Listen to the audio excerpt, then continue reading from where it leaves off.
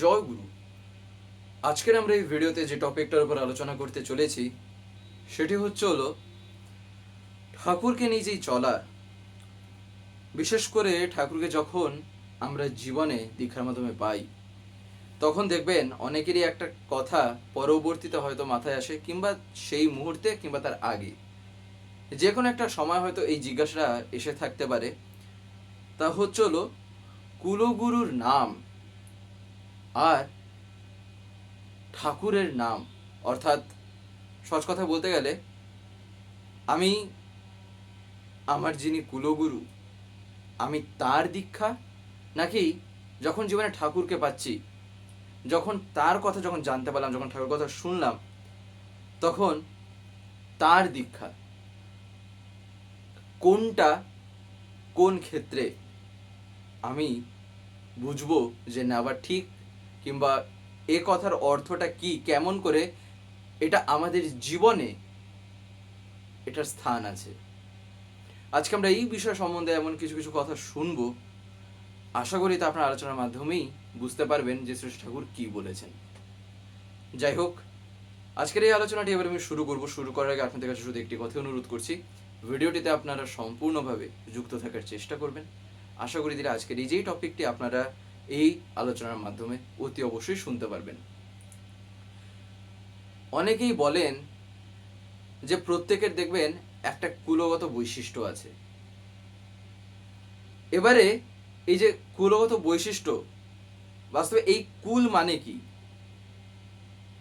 কুলগত বৈশিষ্ট্য যে আছে, সহজ কথায় বলতে গেলে এটা কি না, আমাদের জেনারেশনের পর জেনারেশন পূর্বপুরুষ থেকে এটা চলে আসছে। সহজ কথায় বলতে গেলে আমরা এটাই তো বুঝে থাকি, আর এই কথাটাকে মাথায় রেখেই আমরা বলি যে কুলগতভাবে আমরা এইটা করেছি, আমাদের কুলের নিয়ম এইটা, আমাদের বংশের নিয়ম এইটা। দেখবেন বলতে বলতে ঠিক এইরকম একটা জায়গায় পৌঁছালাম না, কুল, বংশ ইত্যাদি নানা রকম জিনিস। তো এইরকমই দেখবেন আমরা সাধারণভাবে যখন কথা বলি আমরা বলে থাকি। তাই এই যে নিজের কুল, আমি যে কুলে জন্মেছি, যে জায়গায় জন্মেছি, কুল মানে আবার সেটাও অনেক ক্ষেত্রে বোঝায়। তাই এই যে কুলগত বৈশিষ্ট্য, তার মানেটা কি? তার মানেটা হলো যে বৈশিষ্ট্যটা আগে থেকেই হয়তো আমার পূর্বপুরুষের মধ্যে আছে, কিন্তু সেটা পরবর্তীতে যত দিন যাচ্ছে, জেনারেশন যত আস্তে আস্তে বাড়ছে, বংশ পরম্পরায় কি না সেই বৈশিষ্ট্যটা আরও ডেভেলপড হচ্ছে, আর আরও সেটা বিকশিত হতে পারছে। আর যেটা ঠাকুর নিজেই বলেছেন কি না, বৈশিষ্ট্যটাকে পূরণ করাই হলো একমাত্র একটা জীবনকে সঠিক দিশায় তাকে তার দিকটা দেখিয়ে দেওয়া, সেই দিকে মোড়টাকে ফিরিয়ে দেওয়া। কারণ বৈশিষ্ট্যানুপাতিক জীবন চালানো যদি না হয় না, আমার যে বৈশিষ্ট্যটা আছে, আমি যে ইনস্টিংক্টে আমি জন্মেছি, কিংবা যে ইনস্টিংক্টটা আমার মধ্যে আছে, আমি যদি সেইটাকে যদি না ধরে রাখি, তাহলে কিন্তু মুশকিল। কেন মুশকিল? তারও আবার অনেক কারণ আছে। তার কারণ ঠাকুর তো এমন তো কিছু বলেনি যেটা অযৌক্তিক।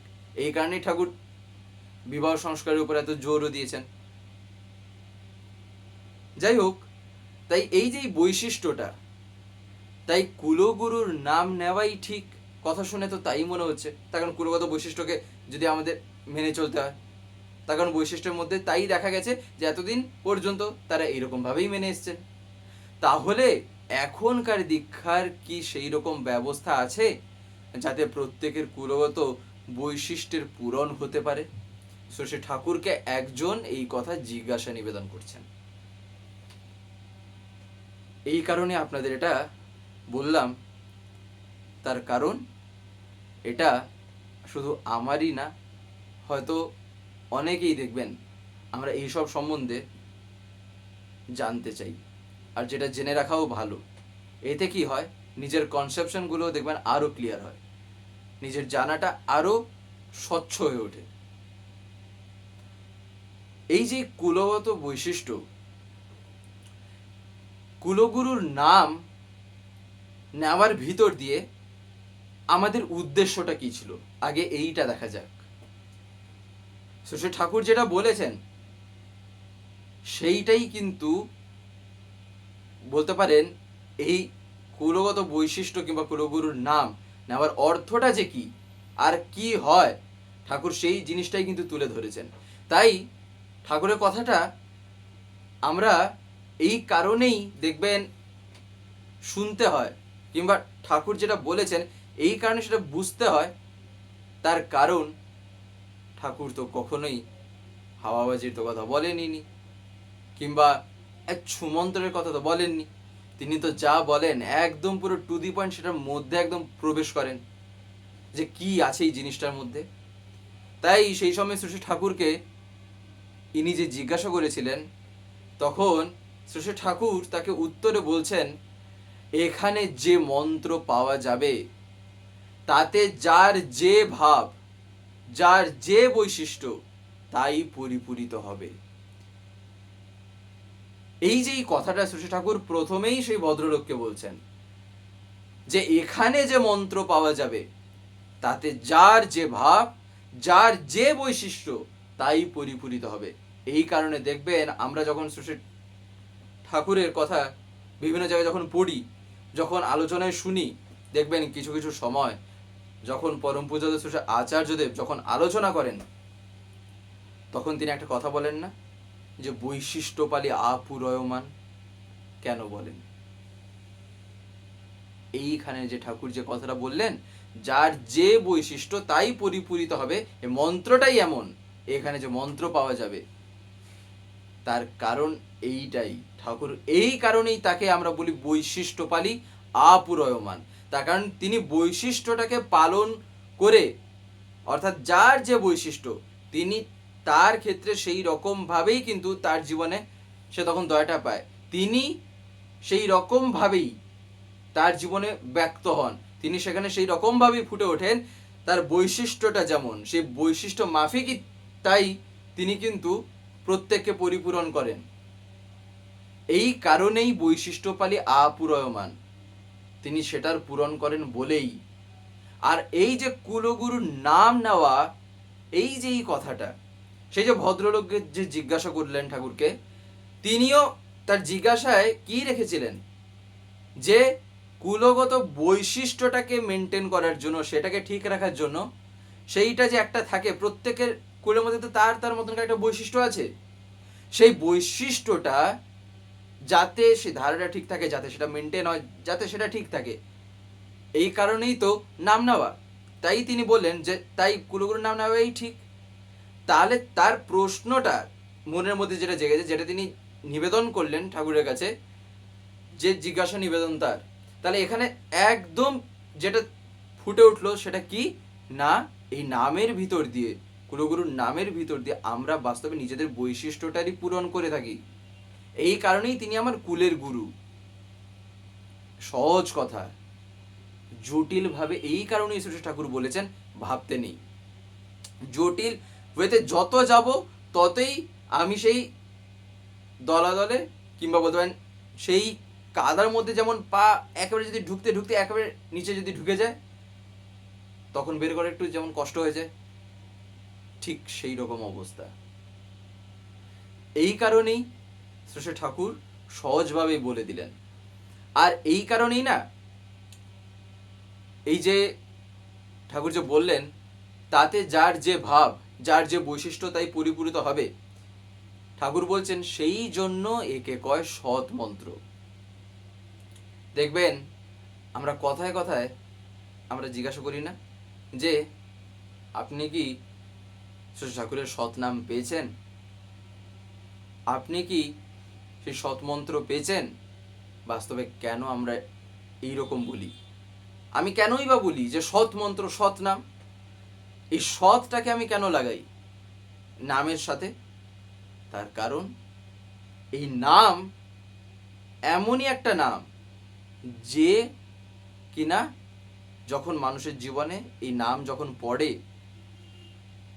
তখন তার জীবনটা বৃদ্ধিপ্রাপ্ত হয়, তার জীবনটা আরো বেড়ে ওঠে, আরো আপলিফট হয়, যার ফলে সেক্ষেত্রে সেই যে বেড়ে ওঠাটা তখনই সম্ভব যখন সে তার বৈশিষ্ট্য মাফিক, তার বৈশিষ্ট্য অনুযায়ী যখন সে নিজেকে আরও বৃদ্ধি করতে চায়, তখন সে স্বভাবতই জীবনে বেড়ে ওঠে। আর এই কারণেই শ্রী শ্রী ঠাকুর বললেন, সেই জন্য একে কয় সৎ মন্ত্র। কেউ যদি অন্যত্র দীক্ষা নিয়েও, ঠাকুর এইবারে আর একটা কথা ধরাচ্ছেন, যে কেউ যদি অন্যত্র দীক্ষা নিয়েও থাকে, তাহলেও তার এই মন্ত্র গ্রহণ করা ভালো। আগে সেইটা করে তারপর এইটা করলে পুরুষজনের মতো কাজ হবে। সে সাধন জীবনে ক্রমাগত অগ্রসর হতে পারবে। এখানে দীক্ষা নিতে গেলে আগের দীক্ষা তাই ছাড়া লাগে না, ঠাকুর বলছেন। এখানে দীক্ষা নিতে গেলে আগের দীক্ষা ছাড়া লাগে না। এই কথাগুলি এই কারণেই বলছি, তার কারণ দেখবেন, শুধু এই যে কুলগুরুর ব্যাপারটাই যে আমাদের মাথায় আসে কিংবা আমরা যে ভাবি, তা মোটেই না। আমরা দেখবেন এইগুলোও ভাবি। ঠাকুর তাই সেই ভদ্রলোককে একটা বারে সবই বলে দিলেন, একবারে সব ধরিয়ে দিলেন। যে তার কারণ আবার যদি জিজ্ঞাসা কিংবা আবার যদি তার মনে উদয় হয়, তার চাইতে ভালো শ্রী ঠাকুর এমন ভাবি, ঠাকুর যখন বলছেন সে আর যে সে কথা হবে। আর যাকে বলছেন তিনি তো তার মন বুঝে তো তাকে বলবেন, যাতে সে বুঝতে পারে সবটুকু। তাই ঠাকুর তাকে এই রকম করেই এক একটা পর পর জাস্ট বলে দিয়েছিলেন। তাই কি না, এখানে দীক্ষা নিতে গেলে আগের দীক্ষা ছাড়া লাগে না, তাই গুরুত্যাগের প্রশ্নই ওঠে না। দেখবেন আমরা এইসব অনেক জিজ্ঞাসা আমাদের মনে আসে, অনেক জিজ্ঞাসা, যে তাহলে তো ওই দীক্ষাটাই বাতিল হয়ে যাবে, ক্যান্সেল হয়ে যাবে, ওটাই হয়ে যাবে। আমরা এইসব ভাবি না কেন? আগে নিজেকে এরকম প্রশ্ন করা দরকার, আমি যে জিনিসটা আমি শিখছি, জিনিসটা আমি বুঝছি, সেটা কতটুকু যুক্তিযুক্ত। আর ঠাকুরই যে কথাটি যে বললেন, এটা কেন ঠাকুর বললেন? তাই গুরুত্যাগের প্রশ্নই এক্ষেত্রে ওঠে না। কেন না, তার কারণ কেউ স্কুলের থেকে যখন পাস করে যখন কলেজে যায় না, তাকে বলা হয় না সে স্কুলটাকে ছেড়ে দিল, বরঞ্চ সে কি না নিজের ওই স্কুলে পড়েছিল বলেই তাকে বরঞ্চ আরো উল্টো কি না, সে সেটাকে ভূমি বানিয়েই সে পরবর্তী ধাপে উঠেছে, আরো এগোতে পারছে জীবনে। তাই কলেজে উঠে যাওয়া মানে স্কুলকে ছেড়ে দেওয়া না। এটাই হলো বলতে পারেন সেই যুক্তি। এটা তো একটা, এটা হচ্ছে একটা সেই লজিক, নাহলে তো ঠাকুর তো কতই কারণ দেখিয়ে দিয়েছেন। এই কারণে ঠাকুর বলছেন, কোনো দীক্ষিত ব্যক্তি এখানে দীক্ষা নিয়ে যেমন ইষ্টভৃতি করবে, তেমনি পূর্বে যেখানে দীক্ষা পেয়েছিল তাকেও মাঝে মাঝে কিছু দেবে, তাকেও দেবে।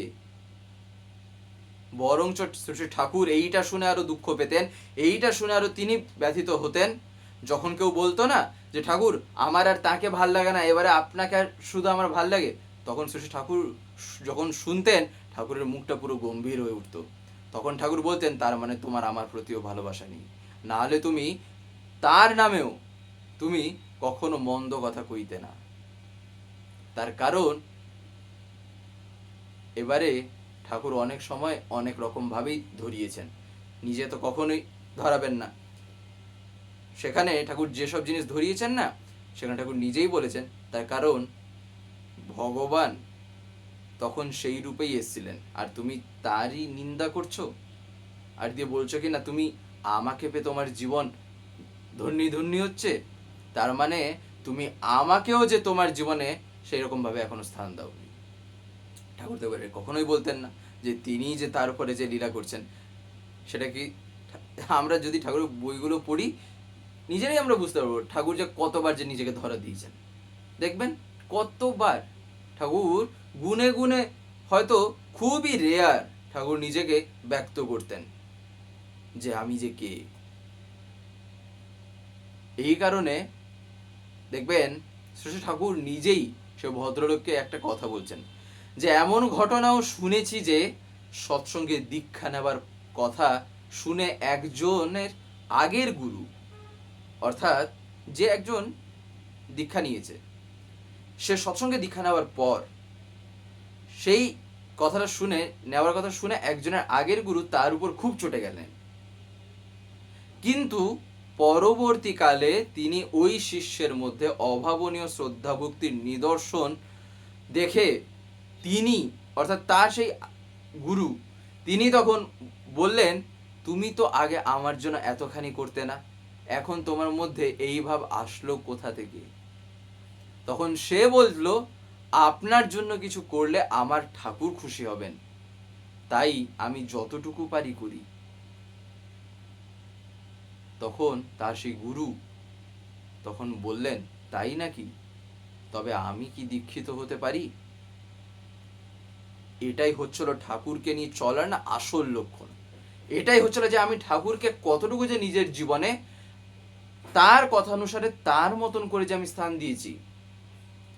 তার কারণ ঠাকুর এটা কখনোই আমায় শেখাননি যে কাউকে ছোট করে, কাউকে এইরকম কোনো বাজে মন্তব্য করে কথা বলে যে আমাকে বড় করে তোলা।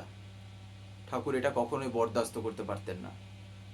তার কারণ নিজেই যেখানে শ্রী ঠাকুর বলছেন যে পূর্ববর্তীকে অধিকার করে পরবর্তী আবির্ভাব, আর আমি সেক্ষেত্রে কি না, আমি এমন যদি কথা বলি, এমনই আমারই পাকা পাকা যদি কথা হয়, আমি পরবর্তী রূপে তিনি যখন এসছেন, আমি এমনই সেক্ষেত্রে কথা বলছি যে পূর্ববর্তীর প্রতি আমার না সেই শ্রদ্ধাই আর নেই, তিনি অথচ এসছেন আগের রূপে।